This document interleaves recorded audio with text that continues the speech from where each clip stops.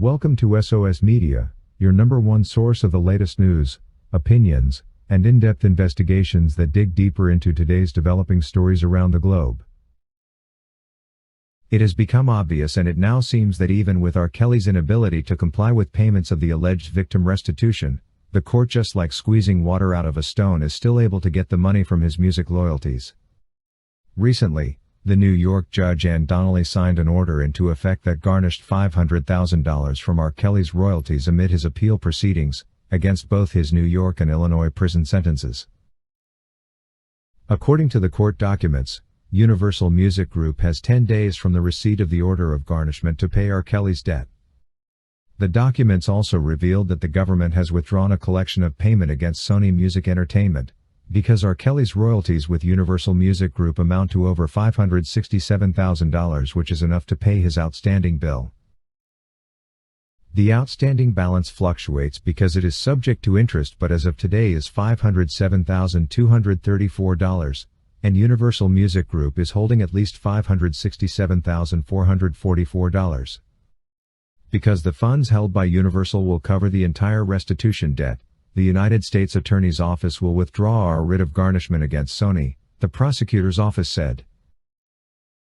Apparently, Universal Music Group held a substantial amount of R. Kelly's royalties which it had not yet paid in victim restitution, for which legal authorities felt they could have hands on in a bid to pay them.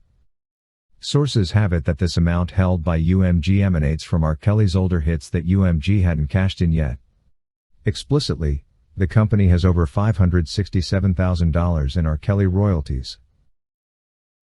Additionally, the argument by the government remains that this amount would cover R. Kelly's outstanding debt of $506,950 to the alleged victims. Of course, these royalties mostly relate to his past material, because when it comes to new music, the king of R&B did not make a lot out of his good music because of the legal challenges that followed his accusations. Now, court documents from the United States Court in the Northern District of Illinois show that UMG held unpaid royalties totaling $567,444.19. The money will now be distributed amongst R. Kelly's alleged victims, who have only received a reported $27,000 in restitution so far.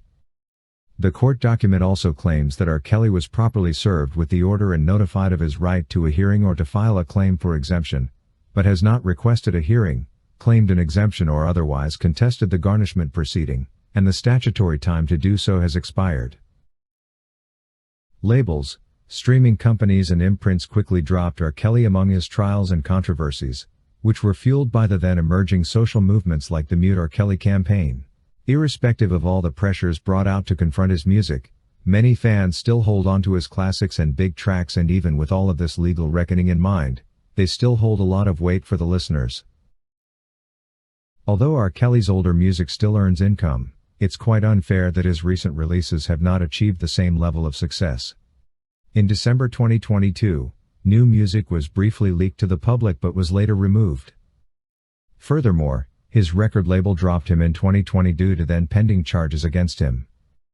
It is also saddening to know that the restitution debt owed by R. Kelly in one case stood at $504,289 on June 1, according to a separate court filing in Brooklyn, New York. However, R. Kelly also reportedly owes millions in several other court rulings. Heather Williams was in 2020 surprisingly awarded $4 million in damages and later made a priority for payment early this year. This precedence is said to have been based on the fact that Heather Williams was the first to properly file a claim for restitution. It is believed that she will receive the entirety of the $567,000. Furthermore, she will continue to be paid R. Kelly's royalties until the restitution is settled. We can also still recall that an Illinois property management company won $3.5 million over unpaid rent on an R. Kelly music studio here in Chicago. R. Kelly's lawyer Jennifer Bonjean said she had no opinion on the latest ruling. Bonjean had beforehand worked hard to get Williams' $4 million figure quashed. "I've never in my career seen such a flouting of the rules to deny him even the opportunity to defend these civil cases, even when the courts were fully aware that R. Kelly was incarcerated, unrepresented at points and facing multiple criminal indictments," Bonjean said. Indeed, much of these civil proceedings occurred without R. Kelly's knowledge.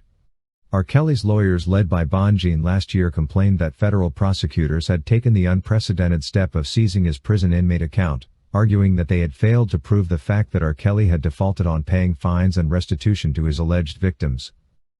The judge later unfortunately rejected their argument that prosecutors acted prematurely when they decided to freeze all but $500 in R. Kelly's prison inmate account. Now here again is another unbelievable twist in events. 6 women are to be awarded a total of around $10.5 million for alleged threats made against them by R. Kelly and his team. The individuals claimed they were looking to hold a screening of the docuseries Surviving R. Kelly in 2018. However, it was eventually called off due to the alleged threats. According to the civil suit, the victims now claim to be struggling with PTSD as well as panic attacks as a result. It's reported that R. Kelly and his former manager Donald Russell had attempted to get the screening shut down for some time. They allegedly made various attempts which even included threatening the victims legally. According to various news sources, however, those alleged attempts seem to have never existed at all or didn't work. They then decided to take things up a notch, reportedly telling producers on the night of the screening that someone was going to shoot up the place. This development means that the new judgment will enable each woman to receive somewhere between $1.1 million and $2.25 million. As these hasty court decisions are being made, we still await to find out what the court will decide in the case where R. Kelly's friend and former business manager Daryl McDavid has been blocked from visiting him in prison. The warden of the Federal Correctional Institute Butner prison where R. Kelly is being held denied the visit request, on the grounds that McDavid was a co-defendant in R. Kelly's Illinois criminal case. McDavid had been accused of coordinating hush money payments for the King of R&B, but the charge was eventually dismissed. The court motion filed by R. Kelly's representative says that McDavid and R. Kelly have maintained a long-standing friendship and business relationship, spanning decades before R. Kelly's incarceration, and that FCI Butner's denial of visitation was inconsistent with Bureau of Prison regulations and policies, patently unreasonable, and advanced no legitimate penological interest. The motion's conclusion stated that FCI Butner's determination is patently unreasonable, capricious, and inconsistent with the directives and policies of the federal regulations. There is absolutely no risk, let alone a reasonable one, that a visitation by McDavid would create a threat to the security and good order of the FCI Butner. Unfortunately, up to today a decision concerning this particular matter has not yet been made. Meanwhile, as usual, we all know that the appeal for the New York trial sentence has taken shape, and R. Kelly and his legal team led by Jennifer Bonjean have already highlighted a lot of flaws, misinterpretations of the law, and issues to do with injustice in the appeal brief. With such an articulate and experienced attorney as Bonjean, we are very optimistic that the appeal process will be able to prove that R. Kelly is just a victim of an orchestrated conspiracy. The rest of us who support and wish R. Kelly to regain his deserved freedom can follow the appeal process, keenly optimistic that by the end of the appeal, he for sure will be a free man.